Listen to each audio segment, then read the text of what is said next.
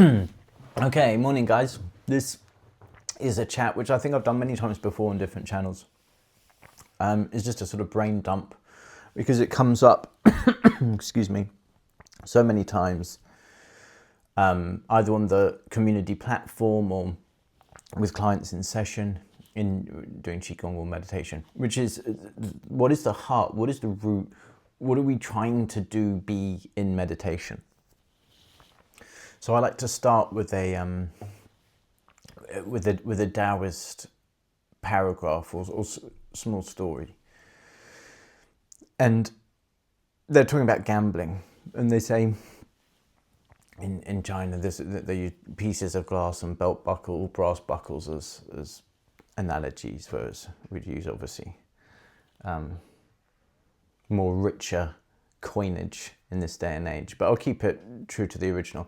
They say if you use shards of glass to gamble with, then you will be skillful. If you start to gamble for higher purchase things like brass buckles, then you will start to fumble. And if you start betting for your own property or money or finance wealth, then you will lose your mind. And what this is basically alluding to is not that you lose your skill level, it's just when you become super attached to your worth or the external things that you want and desire, then you lose your inner stillness. And when you lose your inner stillness, you're pretty much going to fail at most things, because there's an inner world first that informs the outer world. So if your inner landscape is messy and not in order, then so will the externals. So the question comes off the back of that: how do we maintain that inner stillness? And that obviously now becomes, we're going into the art of meditation, which has lots of, I suppose, onion skins or way of doing it, or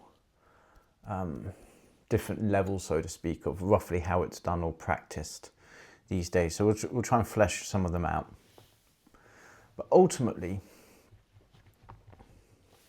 it's how you meet life, reality, and your true self without the illusion of that personal self, or anything like wearing glasses, anything with a filtered, coloured lens masking what reality is. There's a famous quote that I think was Seneca and often used by Einstein, which was, "We suffer more in imagination than reality." So often reality has the image here of what is actually going on. And that could be an inner in the mind, or, well, no, actually for this analogy, let's call it an external one. And then we have the internal workings of our mind, of how we expect or want reality to be. And when these images line up, the true reality as it is unfolding in life, and then how we expected it to be in the mind, and they don't match, then there's conflict and suffering and a different emotional output of anxiety, jealousy, envy, etc.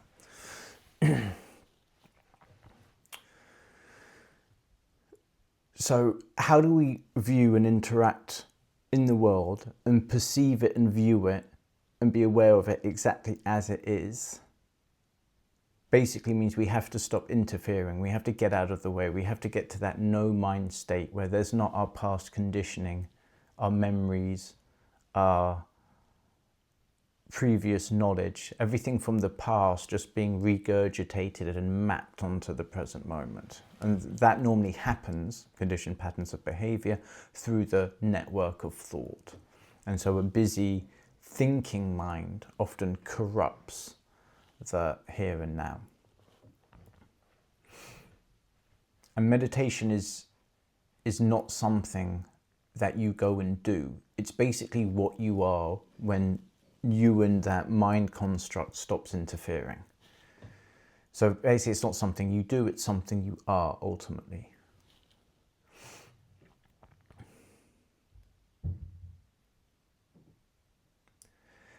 And so often how it's practiced these days is you go and do it, you go and practice it, you go to a yoga class and you sit down for 20 minutes and do some meditation, do some omming, get into this potentially no mind, good observational state.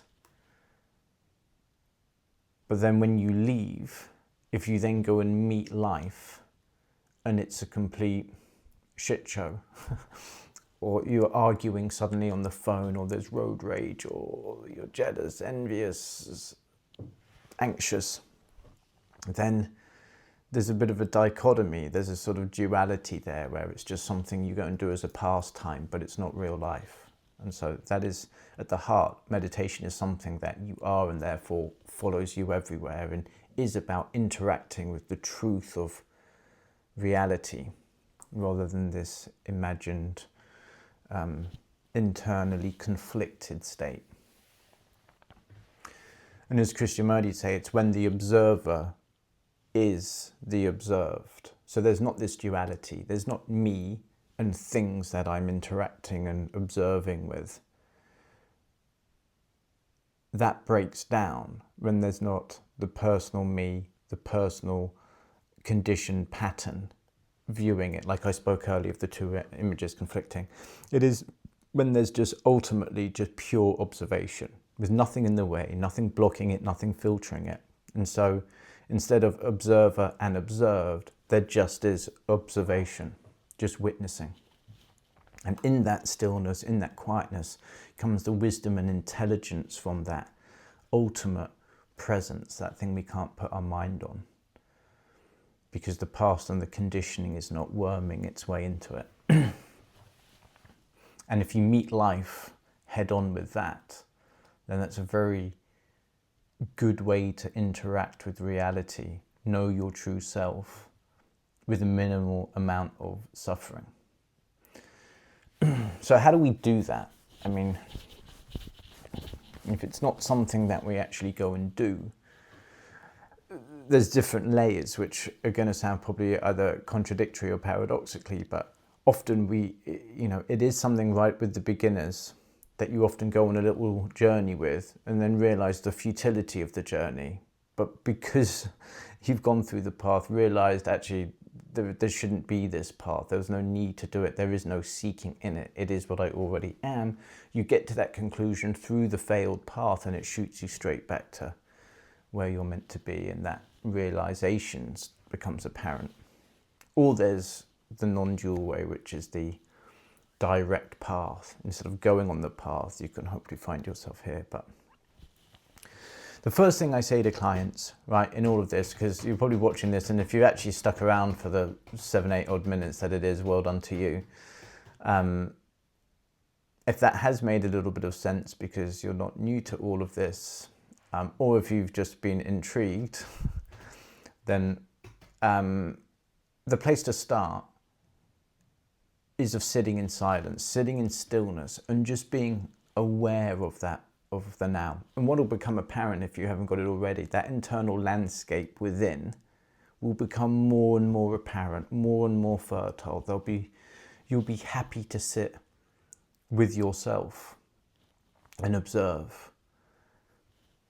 Because most of us don't do that. If we're on our own somewhere, we're on our phones, or you're watching TV, you're reading a book, you're on the phone to a friend, no one sits with what is.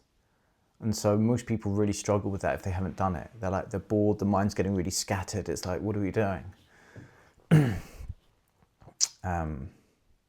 But sitting in silence, Ramana Maharshi, who was a famous sage in the Advaita Vedanta schools, and he would always say, the only reason I come up with words and methods for meditation is because the Western audience fails to sit in silence. And so he said that is the true teacher. So I'm not a big fan of guided meditations due to the sort of handing over almost awareness and presence to this sort of thing you're listening to, and the mind is active listening. So rather than allowing the mind and to drop off or go behind it, we're still having its involvement. And then often when you come out of that, because it's kind of telling you often to do something, the mind is leading the doing. And so we're not able to separate and have that no mind state as best as it could be. So sitting in silence, sitting with the what is, getting comfortable doing that, however uncomfortable it is at the start. And then obviously we want to filter that into the real world. So we're not just being sensory deprived in a nice quiet dark room sitting on a mat. We're actually creating this observational awareness present state within life, with the kids in the car, shopping, at work, etc. And so then it becomes a lived thing that you are and not something that you do.